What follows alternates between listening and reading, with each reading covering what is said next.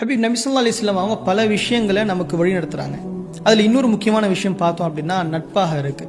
இன்னைக்கு நண்பன் வளருவதற்கும் அவன் தாழ்வதற்கும் நட்பு ரொம்ப பெரிய ஒரு பங்கு வகிக்கிறத நம்ம பார்க்குறோம். அது எப்படி இஸ்லாம் பார்க்குது?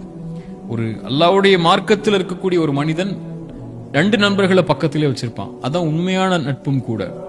ஒன்று, அந்த நண்பன் நல்ல நண்பனுக்குங்கிற அடையாளம் முதலாவது அவனுக்கு இருக்கக்கூடிய நலவுகள் அவன் சொல்றதை விட அவன் தப்பு செஞ்சா சொல்லி காட்டுவான்.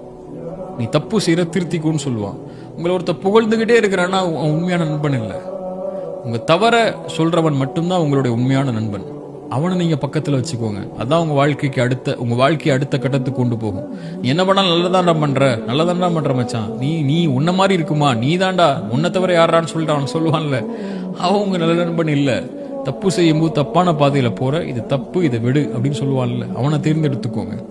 2வது, இன்பமான நேரத்தில் எல்லாமே இருக்கும்போது உங்களோட இருக்கிறவனை விட நீங்க நஷ்டத்திலையும் கஷ்டத்திலையும் பிரச்சனைகள்லையும் இருளையும் இருக்கும்போது நான் இருக்கவா, உன் காரியத்தை நான் லேசாக்குறவான்னு சொல்லி உங்களுக்கு கரம் கொடுக்குறான்ல, அந்த நண்பனை தேர்ந்தெடுத்துக்கோங்க. அது ரொம்ப கஷ்டம்.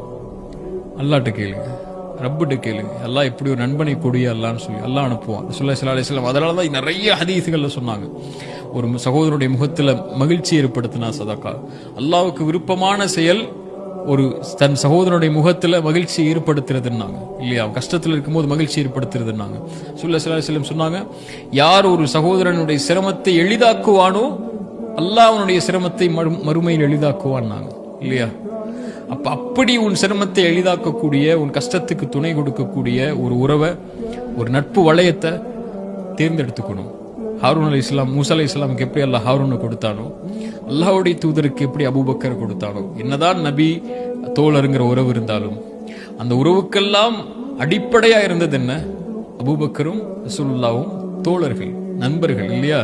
அதனால அல்லாஹ் இது காலலி சாஹிபிஹி, அந்த சௌருடைய வசனத்தை அல்லாஹ் சொல்லும் போது அவர் தன் நண்பரிடத்திலே சொன்னார், லா தஹ்சன் இன்னல்லாஹ மஅனா அப்படின்னு சொல்றார். அல்லாஹ்வால் அங்கீகரிக்கப்பட்டவர்.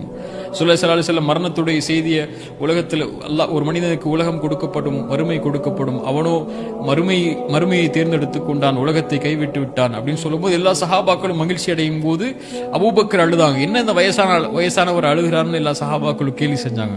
இப்ப ரசூலுல்லாஹ் சொன்னாங்க, உங்களிலேயே அதிகமாக அறிந்தவர் என் தோழர் அபூபக்கர் தான் இல்லையா? அந்த நட்பு தான்.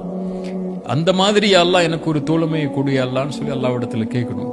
அல்லாஹ் அந்த தோழமையை கொடுத்துட்டான்னா அதை விட பெரிய நிஅமத் எதுவுமே இல்லை இந்த உலகத்துல. அந்த தோழமை இந்த உலகத்திலையும் சரி மறுமையிலையும் சரி நமக்கு நேசம் கொடுக்கும்.